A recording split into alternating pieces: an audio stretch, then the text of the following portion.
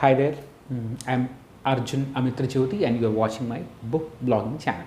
So today we are going to talk about a book called Jasmine Days, which is written by Benjamin. This is a translated work. This was originally published in Malayalam.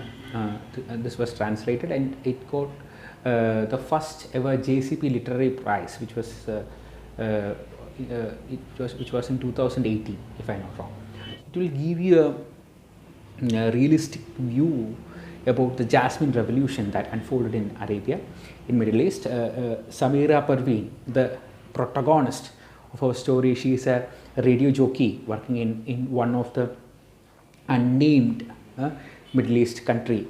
Which country he is not specifying it. That is very intentional, but he gives you indications which can be the country like that.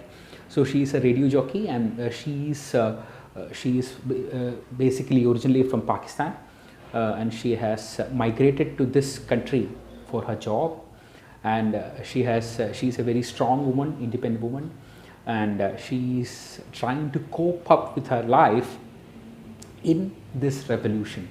The revolution has been, if you read the novel, you understand, or if you have already read about Jasmine Revolution before through news and other stuff, you will understand that has been really traumatizing for a lot of people, because a lot of violence was there, and a lot of retaliation, re-retaliation, everything was there, and Shia Sunni sectarian violence was there. So there has been a lot of bad blood between them, and that saga of brutality, that saga of mutual hate is continuing still till now.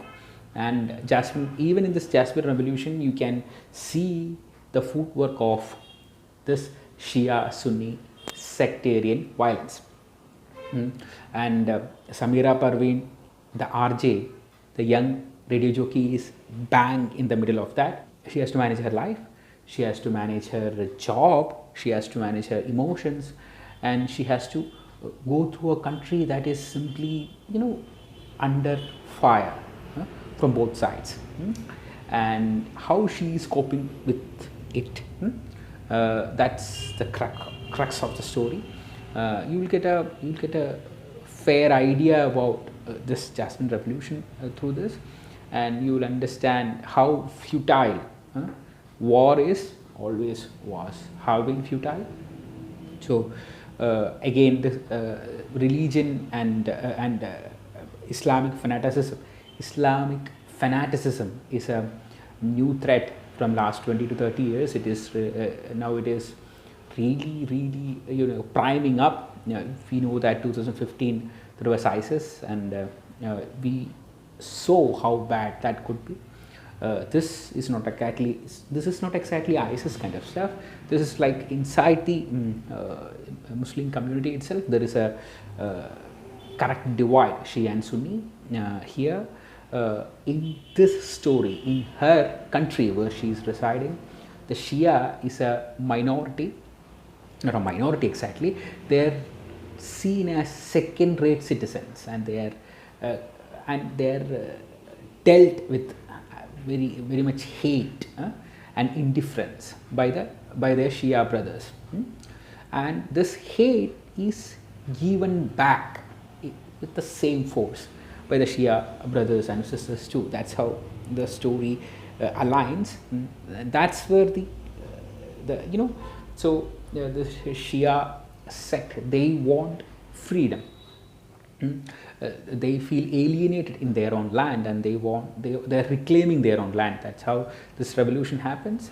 And Samira Parveen gets in contact with a revolutionary, we can say, and how that works out, how that it becomes a looming shadow into her life, obliterating the sun, we can say. That's how the story evolves, how she copes up with it, and how she gets out of it, you can say. That forms the crux of the story. Whenever in a the middle of the novel, around the middle of the novel, the novel it explains about how a lot of oppression leads to communism. And there is a pro-communist wave in this book, which is very understandable. So if you are like, if you don't understand communism, or like if you are confused by why people support communism, you will also be confused here. But here basically that basic thrive, the basic thrust for equality is leading to communism. That's what we can understand by reading this. That's how the writer has put it in front of you. So the book is politically loaded. It is saying things that has to be said in a way, and if you like works that are based on Islam and Jasmine Revolution and a bit of communism, and and you will like this, and that's the basic of it, the basic things about this novel. It's a breezy read, the language is good, it won't bore you, and you will get good perspectives about the Jasmine Revolution by reading this. So I strongly urge you to take up the book. Thank you for listening. I will see you in the next video with another book. Peace out.